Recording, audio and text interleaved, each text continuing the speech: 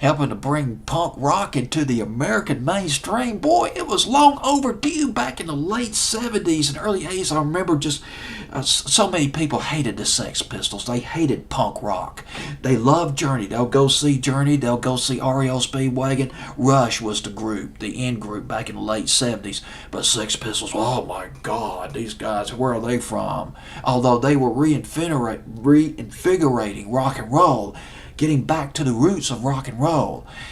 It was despised by many in America in the 80s, except for maybe a lot of the college students or the underground folks. But in the 90s, things started to change. Green Day and the group Rancid, along with the Offspring, they were bringing the punk rock sounds back into the into the American mainstream into the 90s, making it more acceptable, more palatable to I guess to to the American mainstream. That's what I was getting at. Rancid, Ruby Soho at number 9. That's up from number 21 on my fantasy playlist the week of February 4th, 1996. This is hip. I just had to rock. You just got to rock a little bit. Have a little bit of soul, a little bit of dance, and you got to have some kick-ass rock and roll. Rancid from California. Two guys formed this group, Tim Armstrong and Matt Freeman. These are punk rock veterans.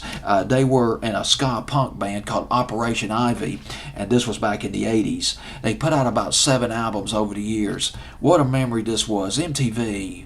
Yeah, they did. They ran this video pretty good back in early 96. Rancid with Ruby Soho.